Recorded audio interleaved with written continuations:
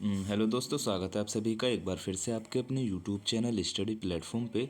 दोस्तों, आज के इस वीडियो में बात करेंगे बीए बीएससी फिफ्थ सेमेस्टर का जो आपका क्वेश्चन पेपर रहता है। देखो, ज़्यादातर मतलब कि जनरली ये होता है कि फिफ्थ सेमेस्टर में आपको दो पेपर पढ़ने रहते हैं, पेपर फर्स्ट और पेपर सेकंड एक ही सब्जेक्ट का। तो इस वीडियो में बात करेंगे डिफेंस एंड स्ट्रेटेजिक स्टडीज़ जो आपका क्वेश्चन पेपर है इसके सेकंड पेपर के बारे में, national security of India. First paper के लिए मैंने दो वीडियो अभी अपलोड किए, उससे पहले भी काफ़ी वीडियोस मेरे चैनल पे अपलोड हैं जिसका प्लेलिस्ट बना के मैंने आपको दे दिया है। ठीक है, आप प्लेलिस्ट में जाकर चेक कर लेंगे। और ये नेशनल सिक्योरिटी ऑफ इंडिया ये आपका सेकंड पेपर रहेगा, इसका भी प्लेलिस्ट आपका एक तैयार है जो इसी वीडियो के डिस्क्रिप्शन में आपको ये वाला पूरा पीडीएफ जो पूरा प्लेलिस्ट है वो इसी पेपर का मिल जाएगा। ठीक है, इसी क्वेश्चन पेपर से रिलेटेड जितने भी वीडियोस हैं पूरा प्लेलिस्ट में तैयार करके इसी वीडियो में डिस्क्रिप्शन में दे रखा है। ठीक है, चलो, ये question paper Deendayal Upadhyay Gorakhpur university का है। बाकी सभी यूनिवर्सिटी के लिए इस क्वेश्चन पेपर में इंपॉर्टेंट क्वेश्चन आप किसी भी यूनिवर्सिटी से हो सकते हैं, इस क्वेश्चन पेपर का पूरा फ़ायदा यहाँ से उठा सकते हैं। ठीक है, देखो, पहला क्वेश्चन इसमें दिया गया है जो कि इम्पोर्टेंट ही रहेगा आपके लिए कि किसी विशिष्ट आर्थिक क्षेत्र का विस्तार होता है। तो किसी विशिष्ट आर्थिक क्षेत्र का जो विस्तार होता है ना, 200 नॉटिकल मील तक हो जाता है। ठीक है, ये आपका समुद्र का जो एरिया रहता है हमारा, जैसे कि भारत जो है तीन तरफ से समुद्र से घिरा है, अरेबियन सी हो जाएगा, इंडियन ओशन हो जाएगा, बे ऑफ बंगाल हो जाएगा। तो यहाँ पे इसकी जो दूरी है ना 200 नॉटिकल मील तक भारत से जो समुंदर लगा हुआ है, जैसे एक सेकेंड यहाँ पे समझ लो ज़रा, जैसे हमारा भारत है, अब यहाँ से जो 200 नॉटिकल मील तक जो समुंदर जा रहा है ना, वो उस पर हमारा कब्जा है। एक तरीके से हम उसका जो है लाभ उठा सकते हैं आर्थिक रूप से। क्वेश्चन नंबर 2 आपसे कह रहा है भारत और चीन के मध्य स्थित सीमा रेखा को किस नाम से जानते हैं। तो इसको जो है ना मेक मोहन रेखा के नाम से जानते हैं। ठीक है, रेड क्लिफ जो है भारत और पाकिस्तान के बीच की जो रेखा है इसको हम जो है क्या कहते हैं, रेड क्लिफ रेखा कहते हैं। क्वेश्चन नंबर 3 आपसे कह रहा है कि निम्नलिखित में से कौन सा भारतीय राज्य बांग्लादेश के साथ सीमा साझा करता है। तो पंजाब, गुजरात, केरल ये सारे अलग राज्य हो जाएंगे। आप सभी को पता है असम जो है यहाँ पे जो है करेक्ट आंसर इसका हो जाएगा। ठीक है, बी करेक्ट आंसर है। क्वेश्चन नंबर 4 आपसे कह रहा है भारत कितने देशों के साथ अपनी स्थल सीमा साझा करता है। 7 देशों के साथ करता है। कौन सा हो जाएगा, देखो, पाकिस्तान हो जाएगा, अफगानिस्तान हो जाएगा, चीन हो जाएगा, नेपाल हो जाएगा, भूटान हो जाएगा, इसके अलावा बांग्लादेश हो जाएगा, म्यांमार हो जाएगा। 1 2 3 4 5 6 7 7 देश आपके यहाँ पे हो चुके हैं। ठीक है, सी आपका करेक्ट आंसर है। देखो, वीडियो पसंद आए वीडियो को लाइक कर देना है, अपने सभी दोस्तों के साथ शेयर ज़रूर करना है, चैनल पे नए हो ना तो सब्सक्राइब करके बेल आइकन को ऑन ज़रूर करना है और वीडियो को लाइक आपको ज़रूर करना है। देखो, लाइक से कुछ नहीं होता है, लाइक से बस ये रहता है इन फ्यूचर आप कभी मेरा वीडियो सर्च कर रहे हैं या फिर आप अपना किसी भी सब्जेक्ट से रिलेटेड कोई भी वीडियो सर्च कर रहे हैं और वो मेरे चैनल पे अपलोड है और आपने मेरा वीडियो कोई भी वीडियो लाइक किया है, ज़्यादा वीडियो लाइक किए हैं तो जल्दी मिलेगा। अगर एक आध ही वीडियो लाइक किया है तो हो सकता है कि वो थोड़ा आपको नीचे जाके मेरा वीडियो देखने को मिल जाए, वरना आप जो है मेरा वीडियो आपके लिस्ट में आता रहेगा और आप उसके लिए एलिजिबल रहेंगे देखने के लिए। ठीक है, क्वेश्चन नंबर 5 आपसे कह रहा है कि भारत के साथ सबसे लंबी स्थल सीमा कौन सा देश साझा करता है। तो बांग्लादेश जो हो जाएगा ना यहाँ पे करेक्ट आंसर हो जाएगा। चीन बहुत सारे बच्चे लगाते हैं लेकिन चीन नहीं रहेगा। चीन आपको बस एकदम से सीधी रेखा नज़र आती है, लेकिन बांग्लादेश की जो रेखा है ना, बांग्लादेश भारत से पूरा तीन तरफ से घिरा हुआ, तो इस तरीके से आप नापेंगे तो ये चीन से काफ़ी ज़्यादा लंबी रेखा यहाँ पे हो जाएगी। ठीक है, क्वेश्चन नंबर 6 आपसे कह रहा है कि भारत की तट रेखा की लंबाई लगभग कितनी है। तो 7,500 किलोमीटर भारत की तट रेखा की लंबाई हो जाएगी। जो आप जो आपकी जो ये समुद्र जिस तीन तरीके से जो समुद्र से घुरा है ना भारत, इसी को तट रेखा कहते हैं जो समुद्र के किनारे रहती है। क्वेश्चन नंबर 7 आपसे कह रहा है निम्नलिखित में से कौन सा भारत की समुद्री सुरक्षा के लिए खतरा है। तो समुद्री सुरक्षा के लिए खतरा हो जाएगा, सुरक्षा के लिए खतरा है। क्वेश्चन नंबर 7 का राइट आंसर हो जाएगा चोरी, आतंकवाद और तस्करी, ये तीनों ही रहेंगे। उपरोक्त तो सभी डी करेक्ट आंसर है। मैं आपको अपने हर एक वीडियो में बताता हूँ कि कुछ ट्रिक भी होती है क्वेश्चन को सॉल्व करने की, वो हर एक जगह यूज़ नहीं होती लेकिन काफ़ी जगह यूज़ होती है, इस बात को मानेंगे। जैसे मैं यहाँ पे आपको समझा दे रहा हूँ, समझ लीजिएगा इतने बड़े पोर्शन में। जैसे कि आपसे कोई क्वेश्चन यहाँ पे दे रखा है और ये पहला ऑप्शन में आपको दे रखा है क्या, आपको पहले ऑप्शन में कोई बात दे रखी है, उसके बीच में एंड या फिर और दे के दूसरी बात कह रखी है, या इसका मतलब क्या हो रहा है कि एंड जो है दो बातों को कनेक्ट कर रहा है। तो दो बातों को कनेक्ट करता हुआ जो भी ऑप्शन आपको नज़र आए, ये 90% चांस रहते हैं वो ऑप्शन सही रहेगा। और दूसरा क्या है कि अगर कोई भी ऑप्शन आपको थोड़ा डिस्क्रिप्टिव नज़र आ रहा है, थोड़ी उसमें ज़्यादा बात कही जा रही है, ज़्यादा लंबी बात कही जा रही है जिस ऑप्शन में, वो चांस रहता है कि वो ऑप्शन ज़्यादा करेक्ट रहेगा। ठीक है, ये हर एक अलग अलग क्वेश्चन के लिए है। एक ही क्वेश्चन में चारों ऑप्शन आपको ऐसे देखने को नहीं मिलेंगे, ये हर क्वेश्चन में अलग अलग ऑप्शन आपको देखने को मिलेंगे। तीसरा क्या रहता है, तीसरा रहता है कि ये जो आपका ए और बी दोनों सही है, ठीक है, ऐसे करके मिलता है ना कि ए और बी दोनों सही है, तो वो ऑप्शन आपका करेक्ट रहता है। और चौथा आपका ये रहेगा इसमें कि उपरोक्त सभी, जैसे कि डी वाला आपको दे रखा रहता है, उपरोक्त सभी या फिर ऊपर दिए गए सभी आंसर सही हैं, तो इस तरीके से आपका ये सही रहेगा। जैसे कि यहाँ पे इस वाले क्वेश्चन में दे रखा है कि उपरोक्त सभी, तो यहाँ पे ये करेक्ट आंसर है। इसी तरीके से आप आगे भी आपको देखने को मिलते हैं। 100% सही नहीं रहता है, लेकिन 90% तक सही रहता है। अगर आपके क्वेश्चन पेपर में इस तरीके के 10 क्वेश्चन आए और आपने इसी तरीके से 10 क्वेश्चन कर दिए, तो उसमें से 8 क्वेश्चन आपके सही रहेंगे, 2 गलत हो सकते हैं, इतना मैं आपको बता रहा हूँ। क्वेश्चन नंबर 8 आपसे क्या कह रहा है, भारत के तटीय निगरानी प्रणाली का मुख्य उद्देश्य क्या है। राइट आंसर आपको यहाँ पे इसका लगाना है समुद्री सुरक्षा हो जाएगा, बी आपका करेक्ट आंसर है। क्वेश्चन नंबर 9 आपसे कह रहा है निम्नलिखित में से कौन सा भारत की राष्ट्रीय सुरक्षा का मुख्य घटक हो जाएगा।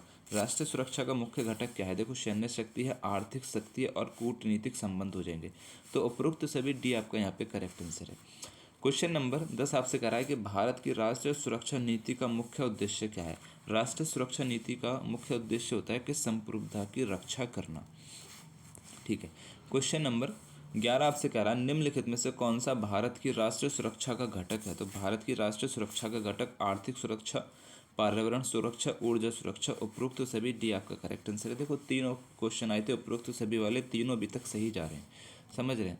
क्वेश्चन नंबर 12 आपसे कह रहा है कि 26/11 संबंधित है। तो 26/11 जो है ना मुंबई में आतंकी हमले से संबंधित है। तो 26/11 जो हमला हुआ था आपका 2008 में हुआ था। ठीक है, कहाँ पे हुआ था, मुंबई में हुआ था, एक ताज होटल है वहाँ पे हुआ था, और इसमें एक व्यस्त रेलवे स्टेशन था उसको भी इसमें निशाना बनाया गया था, और एक कैफ़े की शॉप थी वो भी थी। ठीक है, आपको बस याद रखना है 26/11 जो हमला था 2008 में हुआ था, मुंबई में इसका आतंकी हमला हुआ था। ठीक है, ये वाली सारी बातें याद रखनी है। क्वेश्चन नंबर 13 है कि एक सबके लिए सब एक के लिए सिद्धांत है, बहुत इंपॉर्टेंट है, ये सामूहिक सुरक्षा का सिद्धांत हो जाएगा भाई, आपसे पूछा जाएगा, इस बार भी गारंटी है इस बात की। ठीक है, पोखरण किस राज्य में स्थित है। तो पोखरण जो है राजस्थान में स्थित है, पोखरण राजस्थान में स्थित है। पोखरण में ही हमारे जो है क्या हुए थे, परमाणु जो टेस्ट हुए थे ना वो यहीं पे हुए थे। पहला जो टेस्ट हुआ था पोखरण में वो हुआ था 1974 को, दूसरा जो हुआ था 1998 को हुआ था। ठीक है, 1998 में हुआ था, राजस्थान में स्थित है, याद रखेंगे।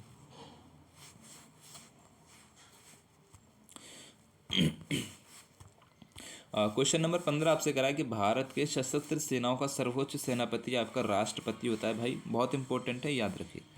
क्वेश्चन नंबर 16 आपसे कह रहा है कि स्वतंत्रता के बाद भारत की पहली बड़ी सुरक्षा चुनौती क्या थी। तो देखो स्वतंत्रता के बाद की यहाँ पे बात कर रहा है, तो कश्मीर संघर्ष आपका हो जाएगा, ए यहाँ पे करेक्ट आंसर है।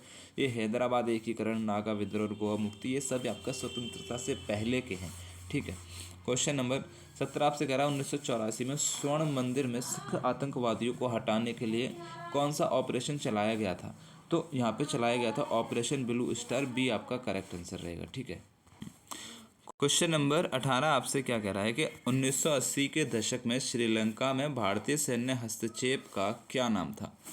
राइट आंसर आपको यहाँ पे इसका लगाना है ऑपरेशन पवन, इसका नाम रहेगा, ये यहाँ पे करेक्ट आंसर था। क्वेश्चन नंबर 19 आपसे कह रहा है कि 2008 के मुंबई हमले की जिम्मेदारी निम्नलिखित में से किस संगठन ने ली थी। तो लश्कर ए तैयबा ने ली थी। 2008 में यहाँ पे क्या मतलब है, 26/11 का जो हमला हुआ था। ठीक है, क्वेश्चन नंबर 20 आपसे कह रहा है कि निम्नलिखित में से कौन सा भारत की सुरक्षा स्ट्रेटजी का एक घटक है। राइट आंसर आपको यहाँ पे इसका लगाना है अपनी सैन्य क्षमताओं को मजबूत करना, ये यहाँ पे करेक्ट आंसर रहेगा। क्वेश्चन नंबर 21 आपसे कह रहा है कि भारत कितने समुद्रों से घिरा है। तो भारत जो है आपका 3 समुद्रों से घिरा है। ठीक है, एक हो जाएगा अरेबियन सी, एक हो जाएगा हिंद महासागर इंडियन ओशियन, एक हो जाएगा बे ऑफ बंगाल। ठीक है, क्वेश्चन नंबर 22 आपसे कह रहा है डिएगो गार्सिया द्वीप कहाँ पर स्थित है? तो हिंद महासागर में स्थित है। बहुत इंपॉर्टेंट है, इस पे मैंने एक डिटेल में आपको समझाया था पिछले वीडियो में, आप उन्हें देख लीजिएगा, ठीक है। क्वेश्चन नंबर 23 आपसे कह रहा है कि निम्नलिखित में से कौन भारतीय विदेश नीति का प्रमुख निर्धारक है? तो राइट आंसर आपको लगाना है भौगोलिक कारक हो जाएंगे, ऐतिहासिक विरासत और आर्थिक हित, और ये सभी उपरोक्त सभी इसका राइट आंसर है, डी करेक्ट आंसर। अच्छा देखो, आपको ये वाला क्वेश्चन पेपर का पीडीएफ चाहिए तो आप हमारे टेलीग्राम से इसको ले सकते हैं। मैंने क्या करा है कि अपने टेलीग्राम पे इस क्वेश्चन पेपर का पीडीएफ को अपलोड कर दिया है, वहाँ से उसका लिंक कॉपी करके वीडियो के डिस्क्रिप्शन में दे दिया है। तो आपको क्या करना है, वीडियो का डिस्क्रिप्शन खोलना है, टेलीग्राम नीचे लिखा हुआ है कि पेपर डाउनलोड हियर, यानी कि क्वेश्चन पेपर डाउनलोड हियर, उसके नीचे वाले लिंक पे क्लिक करना है, ये क्वेश्चन पेपर पे आप पहुंच जाएंगे टेलीग्राम पे, ठीक है। इसके अलावा अगर किसी भी प्रीवियस ईयर का कोई भी क्वेश्चन पेपर आपको चाहिए तो आप टेलीग्राम ज्वाइन कर सकते हैं, या फिर आप देखो सबसे आसान तरीका मैं आपको यहाँ पे बता रहा हूँ, आप मेरे चैनल पे जाना, जो भी आपको पेपर चाहिए आप मेरा वो वीडियो खोलना है ना, उस वीडियो को देखना नहीं है, ये देखना चाहो देख सकते हो। उस वीडियो के डिस्क्रिप्शन में जैसे ही आप जाएंगे ना, जिस तरीके से ये वाला क्वेश्चन पेपर आपको मिला है, इसी तरीके से हर एक वीडियो में उसी पेपर का पीडीएफ, यानी कि जो पीडीएफ में आपको पढ़ा रहा हूँ, जो क्वेश्चन पेपर में आपको पढ़ा रहा हूँ, उसका पीडीएफ उसी वीडियो के डिस्क्रिप्शन में आपको दे रखा है, तो वहाँ से उसको आसानी से डाउनलोड कर सकते हैं। टेलीग्राम पे ज़्यादा मत्थापच्ची करने की ज़रूरत आपको नहीं पड़ेगी, ठीक है। चलो, क्वेश्चन नंबर 24 आपसे कह रहा है भारत की विदेश नीति पर निम्नलिखित में से किस संगठन का महत्वपूर्ण प्रभाव है? तो संयुक्त राष्ट्र का रहेगा, ये यहाँ पे करेक्ट आंसर है। क्वेश्चन नंबर 25 आपसे कह रहा है भारत की विदेश नीति का मूल सिद्धांत कौन सा है? तो गुट निरपेक्षता इसका मूल सिद्धांत रहेगा। क्वेश्चन नंबर 26 है कि वास्तविक नियंत्रण रेखा यानी कि LAC भारत और निम्नलिखित में से किस देश के बीच एक विवादित रेखा रहेगी? तो ठीक है, आपको इसका राइट आंसर लगाना है, ये भारत और चीन के बीच में रहेगी, ठीक है, सी करेक्ट आंसर रहेगा। क्वेश्चन नंबर 27 आपसे कह रहा है दक्षिण एशिया में क्षेत्रीय सुरक्षा सहयोग के लिए कौन सा संगठन भारत के लिए महत्वपूर्ण हो जाएगा? तो सार्क संगठन हो जाएगा, बी आपका करेक्ट आंसर है। क्वेश्चन नंबर 28 आपसे कह रहा है गोल्डन क्रिसेंट में शामिल है? तो अफगानिस्तान, ईरान और पाकिस्तान, ठीक है, बी आपका करेक्ट आंसर रहेगा। क्वेश्चन नंबर 29 आपसे कह रहा है कि भारत में राष्ट्रीय सुरक्षा सलाहकार का गठन हुआ था, भारत में राष्ट्रीय सुरक्षा सलाहकार का गठन जो हुआ था 1998 में हुआ था, और वर्तमान में कौन है? अजीत डोभाल जो है भारतीय राष्ट्रीय सुरक्षा सलाहकार रहेंगे। क्वेश्चन नंबर 30 आपसे कह रहा है कि जिहाद किस तरह के आतंकवाद का एक उदाहरण है? तो जिहाद जो है ना भाई, देखो जैसे आपने काफ़ी नाम सुना होगा लफ्ज़ जिहाद, तो वो धार्मिक से संबंधित हो जाएगा, सी करेक्ट आंसर है। क्वेश्चन नंबर 31 आपसे कह रहा है कि निम्न कौर गैर पारंपरिक सुरक्षा से संबंधित है? तो आपका संबंधित नहीं है, तो आपको हो जाएगा बॉर्डर सिक्योरिटी फोर्स, किधर चला गया, बॉर्डर सिक्योरिटी, सीमा सुरक्षा हो जाएगा यहाँ पे, ठीक है, सी आपका करेक्ट आंसर है। क्वेश्चन नंबर 32 आपसे कह रहा है इनमें से कौन भारत की आंतरिक सुरक्षा के लिए एक चुनौती है? तो यहाँ पे हो जाएगा नक्सलवाद, आर्थिक असमानता, धार्मिक कट्टरता, ये सभी हो जाएंगे आंतरिक सुरक्षा के लिए जो है चुनौती है, डी आपका करेक्ट आंसर रहेगा। क्वेश्चन नंबर 33 आपसे क्या कह रहा है कि निम्न में से कौन भारत की सामुद्रिक सुरक्षा से नहीं जुड़ा है? तो सामुद्रिक सुरक्षा से नहीं जुड़ा है, देखो बॉर्डर सिक्योरिटी फोर्स जो है ना वो थल सीमा से जुड़ा है, ठीक है, किससे? बॉर्डर सिक्योरिटी से जुड़ा है, जैसे कि बांग्लादेश और पाकिस्तान की। क्वेश्चन नंबर 34 है कि कारगिल युद्ध का कूट नाम क्या था? ऑपरेशन विजय इसका कूट नाम रहेगा, ठीक है। ऑपरेशन पोलो जो है वो हैदराबाद में चलाया गया था, ऑपरेशन विलो अमृतसर में जो है सिखों के खिलाफ जो मंदिर में वो हथियार वगैरह थे उसके लिए, ऑपरेशन मेघदूत आपका सियाचिन ग्लेशियर से संबंधित यहाँ पे रहेगा, ठीक है। तो इसका राइट आंसर आपका ए रहेगा, कारगिल युद्ध 1999 में हुआ था। क्वेश्चन नंबर 35 आपसे कह रहा है कि नक्सलवाद है, तो नक्सलवाद एक राष्ट्रीय सुरक्षा का खतरा हो जाएगा, ठीक है। क्वेश्चन नंबर 36 के फ़रक्का का समझौता संबंधित है, तो फ़रक्का का समझौता जो है भारत और बांग्लादेश से संबंधित है, यानी कि भारत में जो गंगा नदी बहती है उसका पानी बांग्लादेश में जाता रहे, वाटर शेयरिंग के लिए समझौता किया गया था, सी करेक्ट आंसर है। क्वेश्चन नंबर 37 है कि पूर्वी पाकिस्तान में पश्चिमी पाकिस्तान के प्रभुत्व के विरुद्ध लोकप्रिय संघर्ष चलाने वाले कौन थे? शेख मुजीबुर रहमान, सी आपका ए आप पे करेक्ट आंसर है। क्वेश्चन नंबर 38 आपसे कह रहा है भारत ने पोखरण में कब नाभिकीय विस्फोट किया था? तो देखो यहाँ पे 1998 में किया था, ये आपका दूसरा नाभिकीय विस्फोट किया था, इससे पहले फर्स्ट जो विस्फोट किया था 1974 में किया था, 1974 में किया था। क्वेश्चन नंबर 39 से भारत में आतंकवादी विरोधी दिवस कब मनाया जाता है? तो 21 मई को मनाया जाता है। 21 मई को इसलिए मनाया जाता है क्योंकि राजीव गांधी को जो मारा था वो 21 मई को मारा था, और इसी वजह से वो उन्हीं की याद में ये दिवस मनाया जाता है। ठीक है। क्वेश्चन नंबर 40 आपसे कह रहा है कि तथाकथित लाल गलियारा संबंधित है। तो तथाकथित लाल गलियारा किससे संबंधित है? क्वेश्चन नंबर 40 का राइट आंसर यहाँ पे हो जाएगा नक्सलवाद से संबंधित हो जाएगा, एक करेक्ट आंसर है। क्वेश्चन नंबर 41 है कि भारत में निम्नलिखित उत्तर पूर्वी राज्यों में सबसे पहले किस राज्य में निर्जातीय विद्रोही के देश का सामना किया था? तो नागालैंड आपका यहाँ पे करेक्ट आंसर है। क्वेश्चन नंबर 42 के 3 बीघा गलियारा किन देशों के बीच स्थित है? तो भारत और आपका यहाँ पे हो जाएगा बांग्लादेश, है ना? क्या मैं सही हूँ यहाँ पे? हाँ बिल्कुल ठीक बात है कि बी आपका यहाँ पे करेक्ट आंसर है। क्वेश्चन नंबर 43 है कि व्यापक सुरक्षा की अवधारणा होती है। व्यापक सुरक्षा की अवधारणा होती है विश्व केंद्रित और जन केंद्रित दोनों, दी आपका करेक्ट आंसर है। क्वेश्चन नंबर 42 आपसे कह रहा है कि भारत के प्रथम चीफ ऑफ डिफेंस स्टाफ कौन थे? तो जनरल विपिन रावत। आपको आंख बंद करके लगा देना, ठीक है। कब इनको ये पद मिला था? 2020, 1 जनवरी 2020 को ये पद मिला था। और देखो इसका जो ऑप्शन आता है ना कि मतलब कि जो आपका चीफ ऑफ डिफेंस स्टाफ का पद जो है कब आया था भारत में, तो ये 1 जनवरी 2020 को तो जनरल विपिन रावत को ये पद मिला था। लेकिन काफ़ी जगह गूगल पे 2019 भी आता है, लेकिन उसमें मुझे थोड़ा कंफ्यूज रहता है। मेरे हिसाब से 2020 ही आपका यहाँ पे सही रहना चाहिए कि पहली बार यहाँ पे पद जो आया था। ठीक है। क्वेश्चन नंबर 45 आपसे कह रहा है कि भारत चीन के मध्य पंचशील समझौता पर हस्ताक्षर हुआ था। कब हुआ था? 1954 में पंचशील समझौता पर हस्ताक्षर हुआ था। ठीक है। क्वेश्चन नंबर 46 है कि भारत के वर्तमान राष्ट्रीय सुरक्षा का सलाहकार हो जाएंगे Ajit Doval. Very most important question, ये आपके फर्स्ट और सेकंड दोनों पेपर में पूछा जाने वाला क्वेश्चन रहेगा। क्वेश्चन नंबर 47 है कि निम्न में से कौन भारत का पहला फील्ड मार्शल था? तो जनरल यहाँ पे मनेकशॉ हो जाएंगे। ठीक है। SHFJ जो है मनेकशॉ, इनको जो है सैम मनेकशॉ के नाम शाम बहादुर के नाम से भी इनको जाना जाता है। सैम मनेकशॉ जो है भारत के प्रथम फील्ड मार्शल यहाँ पे हो जाएंगे। और इन्होंने, चलो बस ठीक है।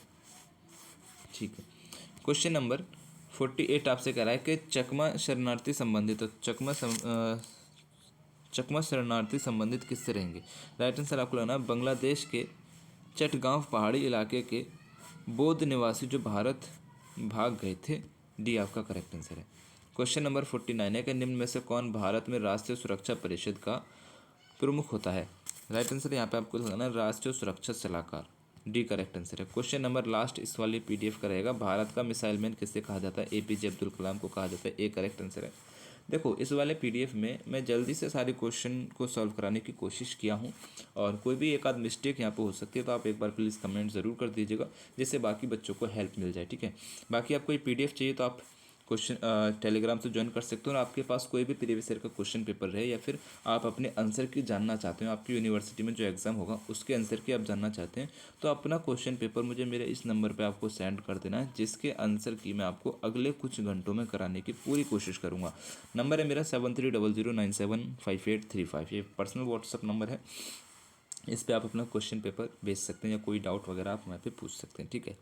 तो मेरी तरफ से आप सभी के एग्ज़ाम के लिए best of luck. Thanks for watching, thanks for support. Okay, अल्लाह हाफिज़।